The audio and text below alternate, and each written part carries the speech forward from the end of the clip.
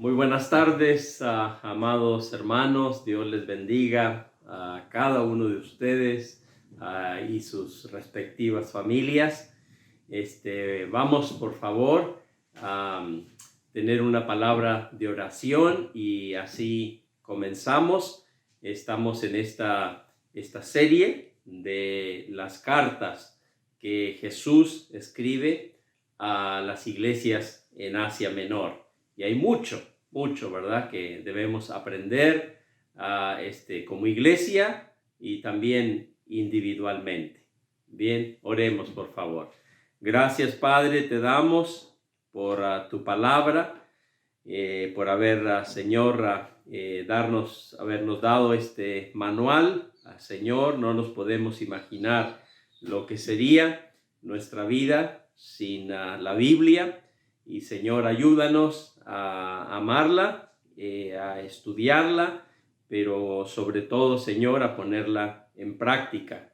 Ayúdanos, Señor, siempre a tener corazones fervorosos para ti, Señor, y Padre, a que en ningún momento seamos apáticos a lo que tú nos enseñas o las exhortaciones de tu palabra. Gracias una vez más, Señor. Rogamos tu presencia en una manera muy especial. Lo pedimos en el nombre del Señor Jesús. Amén y amén. Bien, estamos hoy estudiando la carta a Pérgamo. La ciudad de Pérgamo era una ciudad muy conocida en el mundo entero, en Asia Menor sobre todo, pero una ciudad muy de mucho progreso y cosas muy buenas en cierta manera, ¿verdad? Sobre todo ahí, porque se trabajaba mucho con telas, y por Pérgamo viene de pergamino, y entonces ahí había bastante trabajo. Y Cristo le escribe a esta iglesia, a la iglesia que está en la ciudad de Pérgamo, y el título sería Pérgamo, otra iglesia con problemas, ¿verdad? Sí, no hay iglesia perfecta, ¿verdad? Y si tú te unes a esa iglesia que es perfecta, en ese momento pasa a ser una iglesia imperfecta, porque tú eres imperfecto, yo también, todos, ¿verdad? Así es de que que Dios nos ayude para comprender estas verdades. Y vamos ahí a Apocalipsis, por favor, Apocalipsis capítulo 2, y vamos a leer los versículos del 12 al 17. Apocalipsis 2, del 12 al 17. Y dice así esta revelación, ¿verdad?, que el apóstol Juan está teniendo en la isla de Patmos. Y se le aparece, ¿verdad? Dios le dice, escribe, y dice el 12, y escribe al ángel de la iglesia en Pérgamo, el que tiene la espada aguda de 2 filos, dice esto: yo conozco tus obras y dónde moras, donde está el trono de Satanás, pero retienes mi nombre y no has negado mi fe, ni aun en los días en que Antipas, mi testigo fiel, fue muerto entre vosotros, donde mora Satanás. Pero tengo unas cosas contra ti, que tienes ahí a los que retienen la doctrina de Balaam, que enseñaba Balac a poner tropiezo ante los hijos de Israel, a comer de las cosas sacrificadas a los ídolos y a cometer fornicación. Y también tienes a los que retienen la doctrina de los nicolaitas, la que yo aborrezco.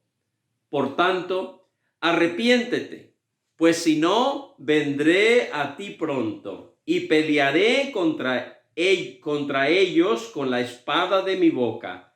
El que tiene oído, oiga lo que el Espíritu dice a las iglesias. Al que venciere, le daré a comer del maná escondido, y le daré una piedrecita blanca, en la piedrecita escrita su nombre nuevo, el cual ninguno conoce sino aquel que lo recibe.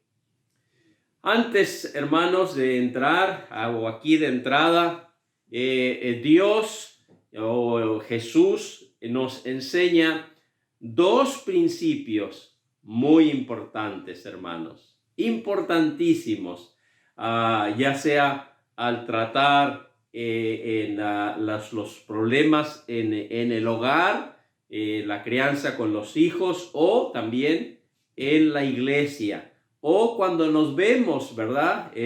Obligados a tener que amonestar o exhortar a alguien.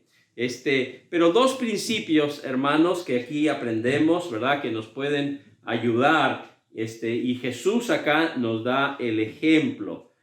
El primero, hermanos, puro amor sin verdad es pura hipocresía, ¿verdad? Puro amor sin verdad es hipocresía.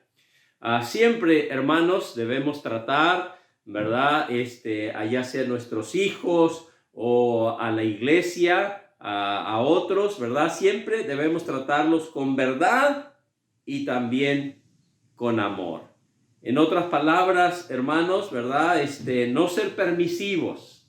Vemos nosotros sus flaquezas, sus fallas o sus errores y vemos que van mal y nosotros no hacer nada al respecto, ¿verdad? Con los brazos cruzados. No es así, ¿verdad? Por lo menos primero debemos orar y luego vamos a ver cómo para exhortar.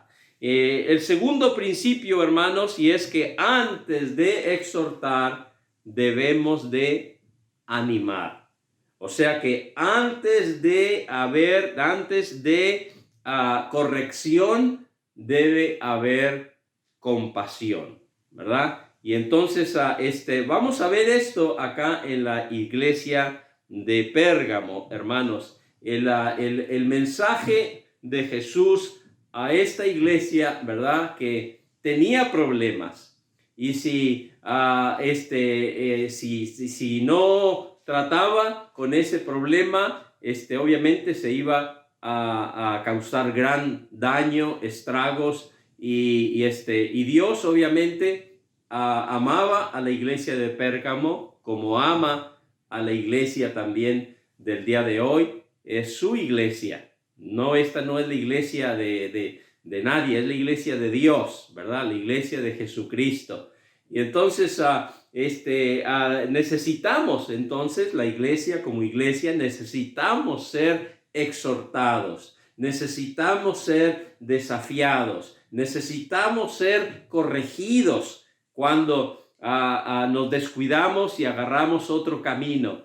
Y qué fácil es, hermanos, qué fácil es agarrar otro camino, ¿verdad? Y empezar a cosas raras. Y no suceden de la noche a la mañana, ¿verdad? Pero para mí, por ejemplo, algo que a mí me perturba mucho, me molesta, siquiera hay grupos que ni siquiera ya se llaman iglesia, ¿verdad? Usted ya habla de comunidad tal, o acceso tal, pero ni siquiera sacaron el nombre iglesia. Bueno, hermanos, nosotros, por supuesto que siempre estamos queriendo y aferrándonos a ser bíblicos, a guiarnos por la palabra de Dios, nada más ni menos. Entonces, sería una aberración, sería algo gravísimo, hermanos, en que nosotros, ¿verdad?, sacar y decir, ya no somos más iglesia, ya no es Iglesia Bautista Fundamental, ahora solamente somos una y dar otro nombre. No.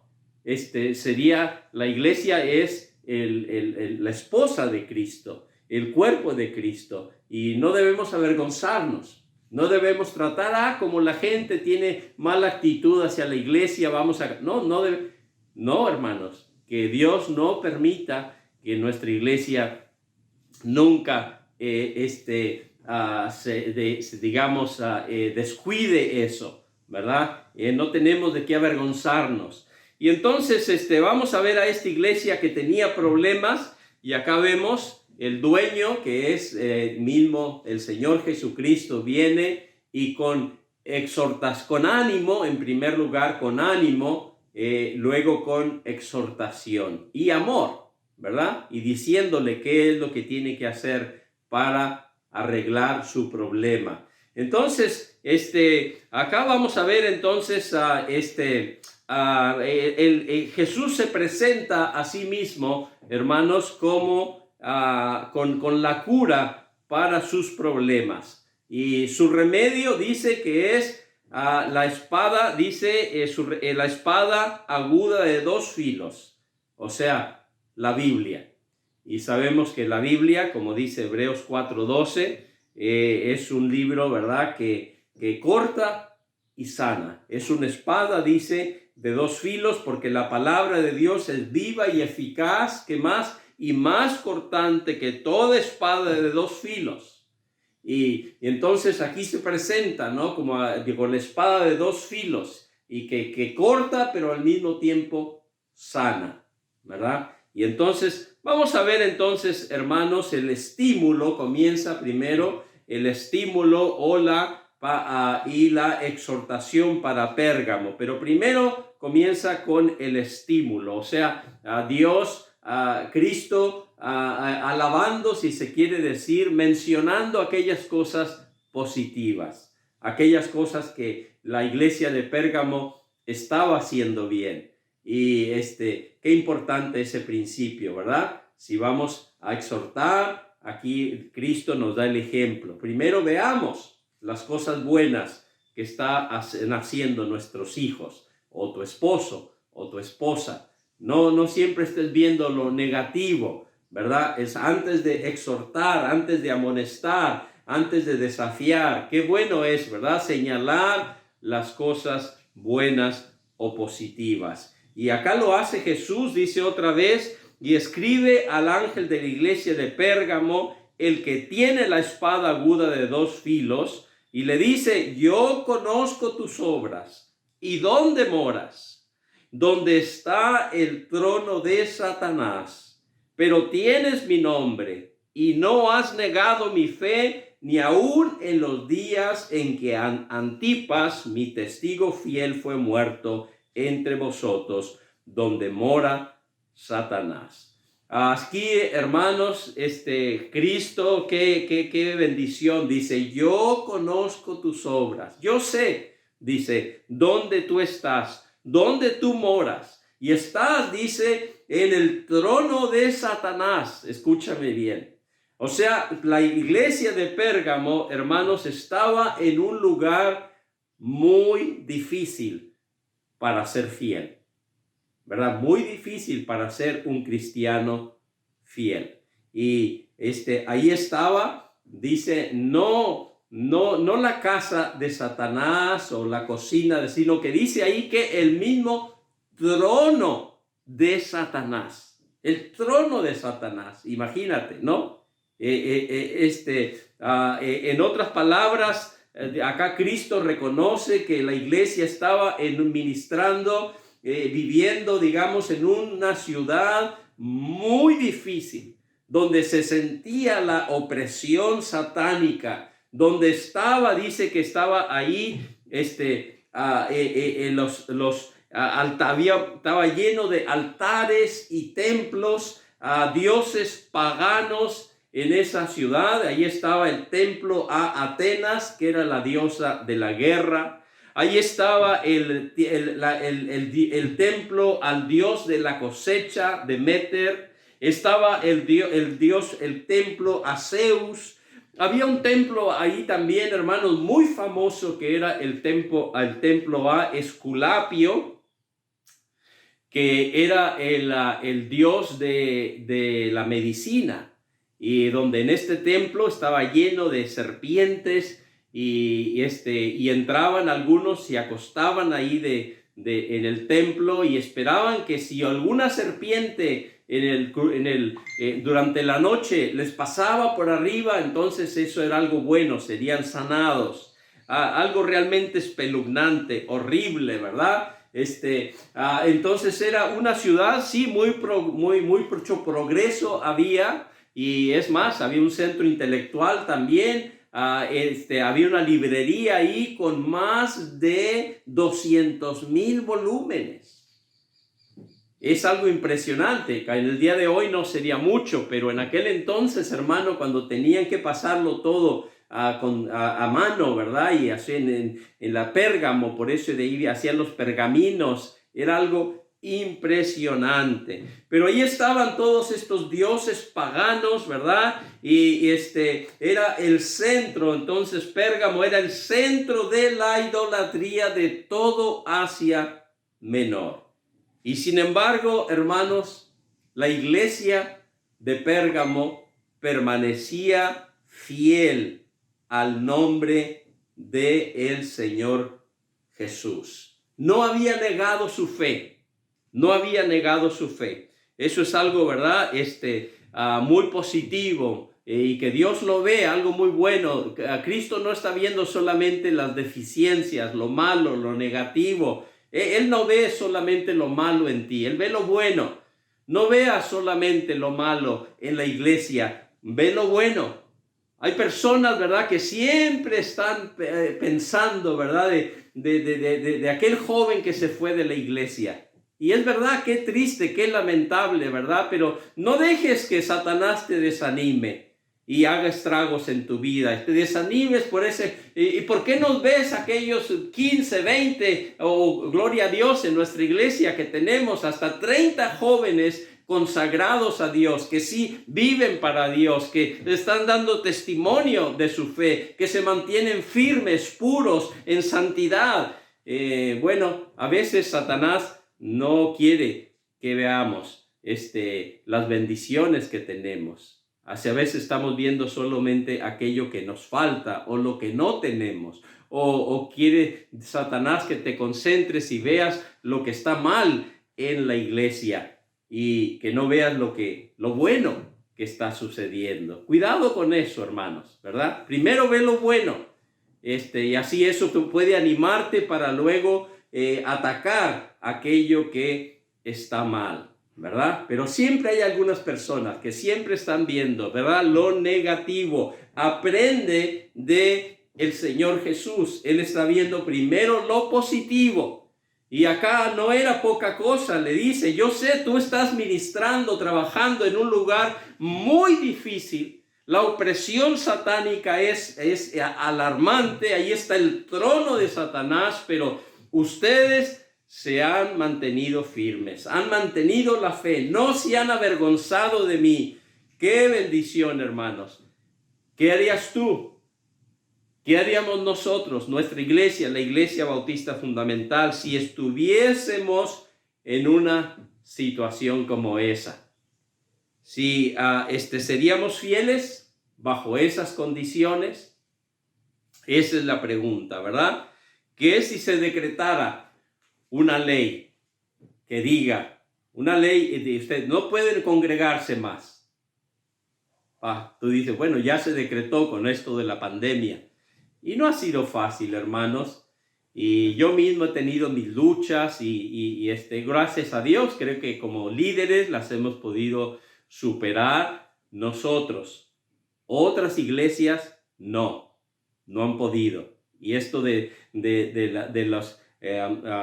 para podernos congregar, del protocolo y todo eso, lo han hecho a un lado y no se someten. No, hermano, no es un capricho del gobierno, ¿verdad? Lo han podido, obviamente entendemos nosotros que las razones por las cuales no podemos tener la reunión presencial de tarde. Está bien, pero si nos dijeran nada más no se pueden reunir por capricho, gloria a Dios, yo estaría ahí a la hora de cada reunión y que me llevaran a la cárcel en primer lugar.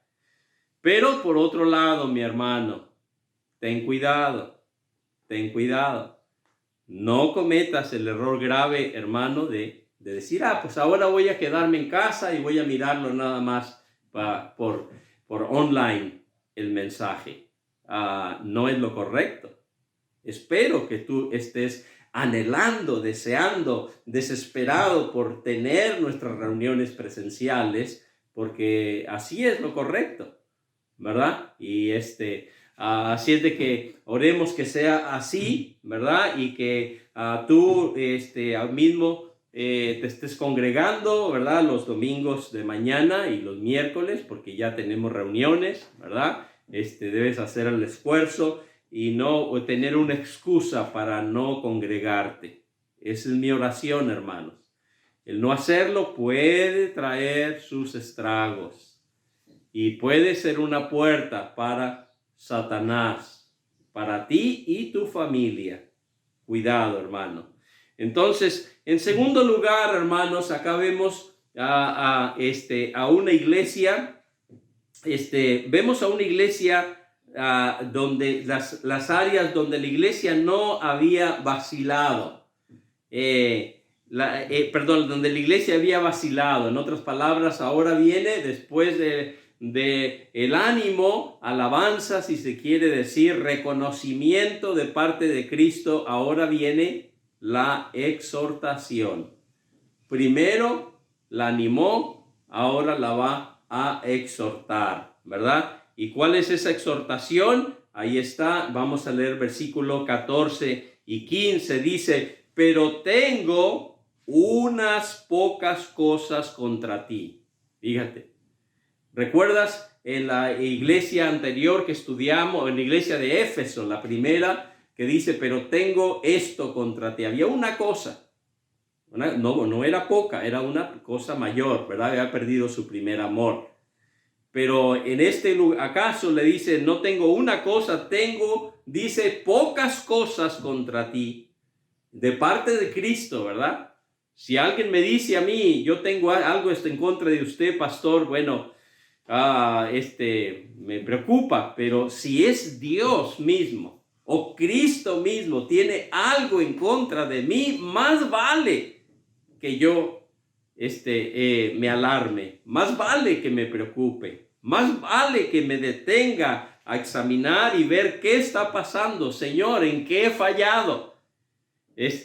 Porque no es juego. Y acá Cristo, el dueño de la iglesia, le llama la atención, dice: has hecho cosas muy bien, pero hay cosas que están mal en tu vida. Hay cosas que están mal en la iglesia. Y hermanos, qué importante, ¿verdad? Veamos las cosas buenas que están en nuestra iglesia. Gloria a Dios. Pero luego hay que ser sinceros. Y de acuerdo a la palabra de Dios, ¿en qué áreas estamos deficientes? ¿Qué áreas hemos descuidado? ¿Qué áreas hemos dejado a un lado y capaz que estábamos haciéndolas, cumpliéndolas al pie de la letra, porque es el mandato de Dios fielmente en el pasado, pero ahora no las estamos haciendo más? O hay cosas, ¿verdad?, que hemos descuidado. Y acá esta iglesia tenía algunas cosas que no estaban bien, y dice que tienes ahí a los que retienen la doctrina de Balaam, que enseñaba Balac a poner tropiezo ante los ojos de Israel, a comer de las cosas sacrificadas a los ídolos y a cometer fornicación. Entonces acá había dos problemas, le va a hablar. Bueno, ese es un problema, la doctrina de Balaam, y también en el 15 dice: y también tienes a los que retienen la doctrina de los nicolaitas, que yo aborrezco. Entonces, amados hermanos, había dos errores doctrinales, ¿ok? Dos problemas que estaban cometiendo la iglesia en la iglesia en Pérgamo. Y estos dos errores eran serios. Y bueno, primero estaba la doctrina de Balaam, que la encontramos realmente. Balaam fue un profeta. Recuerdas allá en el libro de Números, desde el 22 hasta el 25, y el rey Barak dice que le pidió, el rey Barak era el rey de Moab, y vio de cómo Israel prosperaba, avanzaba, había salido, ¿verdad?, del mar, digamos, de Egipto con tanta fuerza, y entonces se sintió amenazado, Y entonces fue y le pidió a Barak, le pagó a Barak, o le quería pagar mucho dinero para que maldijera a Israel. Y qué triste, el profeta cedió, ¿verdad? Y en varias ocasiones él intentó maldecir a Israel. Y por la gracia y misericordia, Dios no se lo permitió, ¿verdad? Pero luego fue precisamente Balac sugirió, bueno, que ya que no podían entrar de esa manera, Dios no permitía la maldición cayera sobre Israel, entonces capaz que tenían que mezclarse las mujeres de Moab con el pueblo de Israel, seducirlos, ¿verdad? Y por ahí va a entrar, y así fue, hermanos. Y qué triste, en otras palabras, hermanos, el mundo se había metido a la iglesia. Hermanos, el mundo se había metido a la iglesia, como en tantas iglesias el día de hoy, hermanos. El mundo se ha metido a la iglesia en una manera muy sutil, en una manera bien entró y sin siquiera ellos darse cuenta. Y lo triste eso, hermanos, ¿verdad? De que ellos o lo permitían, ¿verdad? Ni siquiera se habían percatado, no lo veían como algo serio. Y hermanos, qué cuidado debemos tener de nuestra iglesia. Hermanos, que Dios nos ayude de guardar la santidad, la pureza de nuestra iglesia, ¿verdad? No estemos nosotros dispuestos a crecer a cualquier costo, comprometiendo nuestra doctrina, y que concedamos o permitamos, ¿verdad? Personas que están abiertamente con un pie en el mundo y con otro pie en la iglesia, ¿verdad? No debe ser así. Esas personas deben ser exhortadas, deben ser amonestadas, deben ser tratadas con ellas, y si no hay otra solución, hermanos, pues debemos cortar, hacer cirugía. Esa persona debe ser disciplinada de la iglesia, pero a veces flaqueamos en eso, ¿verdad? Y si no tenemos cuidado, hermanos, el mundo se mete a la iglesia, ¿verdad? Donde ya hay miembros de la iglesia, están practicando abiertamente, ¿verdad? Cosas mundanas. Y nosotros, ¿verdad? Con los brazos cruzados, sin hacer nada, y Dios nos está diciendo, hermanos, no debe ser así.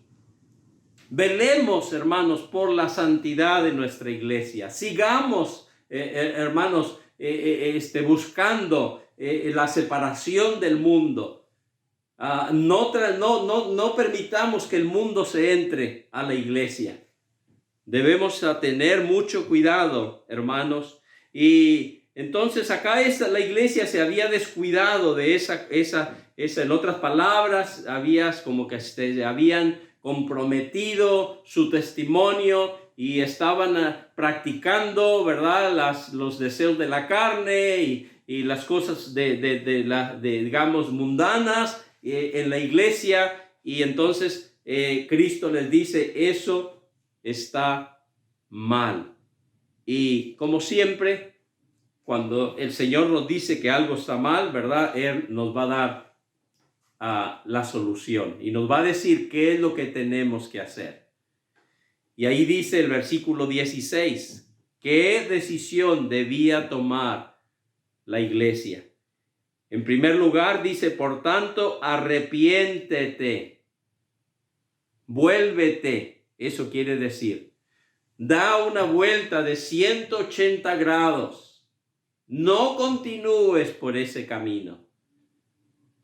Hermanos, que Dios nos ayude a seguir velando por la santidad. A nuestros jóvenes, a exhortarlos, a amonestarles, encararles, que se decidan a quién van a seguir. No pueden estar con una botella de vino allí en el bar o una cerveza como los mundanos. No podemos participar del mundo y estar ahí, ¿verdad? Andar en cosas mundanas y totalmente desordenadas y luego estar ahí bien el domingo para cumplir. No, hermanos, no debe ser así. Pero pastor, pues si se van a ir los jóvenes, hermano, si se van a ir, pero nosotros tenemos que seguir siendo fieles. Yo lo digo, hermano, y lo digo de corazón, yo no quiero que nadie se vaya de nuestra iglesia. Pero, hermano, si vamos a comprometer nuestra doctrina, y si vamos a tener que torcer nuestra doctrina para que ellos estén contentos, si vamos a tener que dar lugar al libertinaje y que a nuestros jóvenes o no jóvenes anden emborrachándose y haciendo cosas horrendas y diciendo que está bien, pues son jóvenes. No. Y dice, pastor, ¿qué prefiere usted? ¿Una iglesia con 200 personas, pero con un pie en el mundo y otro en la iglesia, o 20 que estén comprometidos con Dios, que vivan para Dios, que amen a Dios, que se sometan a las verdades de Dios, sin titubear, hermano, sin pensarlo? Yo me quedo con esos 20. Que Dios nos ayude, hermanos, a seguir con esa actitud. A quien debemos buscar agradar es a Dios, no a los hermanos. Vamos a animar a los hermanos a que todos tengamos un mismo sentir de agradar a Dios. Cuando fallamos, y si fallamos, hermanos, sí, debemos que ver cómo ayudarle. No vamos a venir y matar a aquel que está, hermano, que está herido. Debemos buscar cómo restaurarle, cómo corregirle. Pero si esa persona insiste y sigue y persiste en su pecado, ¿verdad? Bueno, como iglesia tenemos que esa persona debe ser disciplinada. ¿Por qué? ¿Por falta de amor? No, hermanos, por amor. Primero a Dios, por obediencia a la palabra de Dios. Y en segundo lugar, amor por esa persona, para que se sienta la fuerza de su pecado y las consecuencias. Y luego, obviamente, orar por esa persona. Orar para que se dé cuenta de su perverso camino y que regrese al camino de Dios. Sí, pastor, pero si no regresa, bueno, pues qué triste, nos va a doler. Pero vamos, hermanos, a ser fieles primero a Dios antes que a los hombres. Entonces ahí no había otra alternativa, dice, sino que se arrepintiera. Y dice, pues si no se arrepiente, vendré a ti pronto y pelearé contra ellos con la espada de mi boca. El que tiene oído, oiga lo que el Espíritu dice a las iglesias. Y luego hay una recompensa, dice, al que venciere, daré a comer del maná escondido. Y le daré una piedrecita blanca, y en la piedrecita escrito su nombre nuevo, el cual ninguno conoce, sino aquel que lo recibe. La iglesia, hermanos, no le quedaba otra más que arrepentirse. Necesitaba volverse a la Biblia, ¿verdad? Arrepentirse y volverse a la Biblia, hermanos, ¿para qué? Para que pueda haber un avivamiento. No va a haber avivamiento, hermanos, sin santidad, sin practicar las doctrinas bíblicas, sin aplicar la palabra de Dios. Qué peligro, hermanos, el dejar entrar a Satanás a la iglesia. Y a veces por la pura, pues si no tenemos cuidado, hermanos, en una manera muy sutil, pero va a entrar Satanás. Y por eso debemos mantenernos alertas. El peligro no está allá afuera, muchas veces el peligro ya está adentro de la iglesia. Esto me hace acordar, ustedes conocen la leyenda, del caballo de Troya, ¿verdad? Dice que los griegos habían intentado entrar a la ciudad amurallada de Troya durante casi 10 años. Por casi 10 años habían estado tratando de conquistar a Troya de una manera y de otra, y con espada, con lanza, a la lucha por entrar, y no habían podido. Pero luego llegaron, ¿verdad? Y decidieron, más que por la fuerza, usar la astucia. Y entonces, ¿recuerdas? Dice que hicieron un caballo de madera enorme, el caballo de Troya. Y dice que dentro de este caballo, ¿verdad?, le trajeron los mejores artesanos, lo trabajaron, enorme, precioso el caballo, gigantesco. Y adentro, dice, pusieron a hombres, los más fuertes, los más mejores guerreros, los metieron dentro del caballo. Y luego vinieron y arrastraron y llevaron al caballo hasta la puerta de Troya. Y ahí se los dejaron como una ofrenda, y como que ellos se iban, los griegos, ¿verdad? Y salieron los troyanos, digamos, y qué tremendo regalo, obsequio, ¿verdad? Y entraron el caballo de Troya adentro de la ciudad. Y hasta que lo pusieron allí en el centro y tuvieron una celebración, pensaron que esa era como una ofrenda de despedida de los griegos. Después de 10 años se iban bueno, en algún momento en la madrugada dice que salieron aquellos guerreros que estaban dentro del caballo de Troya, abrieron el portón de la ciudad, y ahí entró el ejército, los soldados, los guerreros griegos, y así fue como cayó la ciudad de Troya. El problema, hermanos, por fuera no pudieron. Entonces decidieron de una manera astuta entrar adentro. Ya estando adentro, los estragos fueron grandes. Y así también, hermanos, nosotros como iglesia, no esperemos, a veces el enemigo, no esperemos que sea el gobierno o la policía o alguna presión externa que venga a hacer daño a nuestra iglesia. Muchas veces, amados hermanos, Satanás va a entrar en ese caballo de Troya en una manera sutil, disfrazada, atractiva, y le damos lugar adentro. Y una vez que está dentro, de ahí va a comenzar a destruir y a hacer mal y a arruinar todo. Eso puede ser, hermano, a través de la música, ¿sí? A través de la música, ¿verdad? Cuando comenzamos a coquetear, ¿verdad?, con la música mundana, y simplemente le cambiamos la letra y traerla a la iglesia, tenemos que tener cuidado, hermanos. Ese es un caballo de Troya. No debemos permitir eso.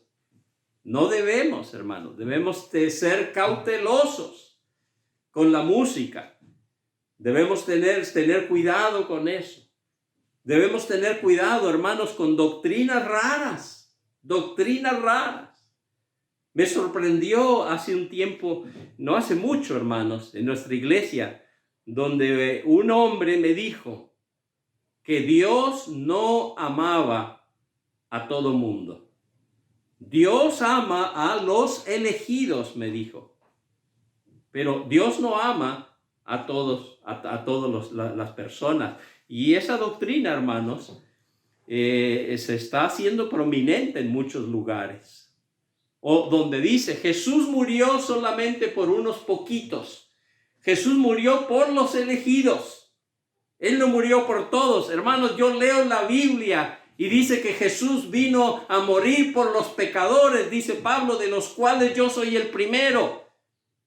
Y si Él vino a morir por los pecadores, entonces, ¿quiénes son pecadores? No dice la Biblia, por cuanto todos pecaron, entonces, ¿por quién murió Jesús? Por todos. Ay, hermanos, pero hay algunos que vienen torciendo las escrituras y nos están diciendo que no es así. Debemos tener mucho cuidado. Y esas doctrinas, hermanos, se filtran, entran a la iglesia y pueden hacer grandes estragos. Y por eso, no solo los pastores, no solo los líderes debemos estar alertas, sino todos. Tener cuidado, hermanos, de no estar practicando o participando en el mundo, ¿verdad? Cosas paganas, prácticas obviamente pecaminosas, y tolerarlas y hasta fomentarlas en la iglesia. Y bueno, esto está bien porque todo mundo lo hace. No, hermanos, nosotros vamos a seguir luchando para ser una iglesia fiel a nuestro Dios, una iglesia con sana doctrina, no una doctrina torcida, trastornada, influenciada por el enemigo. Vamos a ser una iglesia que va a seguir fomentando la buena música, música que agrada a Dios, música que antes de hacernos mover el cuerpo, primero nos levanta el alma, nos lleva con Dios, no nos mueve a bailar, no nos recuerda de nuestra vida pasada. Que Dios nos ayude, hermanos, a ser fieles. Dios quiere que estemos alertas, que sigamos cuidado, que sigamos por el buen camino. Si otros se desvían, qué triste. Otros que llevaban el nombre como nosotros, y bueno, eso te duele, pero nosotros vamos a seguir firmes para honra y gloria de nuestro Dios. Dice que la recompensa del cielo, hermanos, sobrepasa nuestro entendimiento. Habla ahí de cosas que ni nos imaginamos que Dios tiene para aquellos que son fieles. Que Dios nos encuentre siendo fieles, trayendo honra y gloria a Él y a su nombre. Que sigamos siendo una iglesia, ¿verdad?, donde saben bien que ahí habita Jesucristo, que ahí está el trono del Señor. Ahí se adora al Dios todo verdadero. Y no andamos adorando ni mezclando las cosas santas con las cosas que no agradan a Dios. Dios les bendiga, amados hermanos. No olvides congregarte el miércoles y los domingos de mañana. Y pronto, si el Señor lo permite, también los domingos de noche. Buenas noches. Gracias.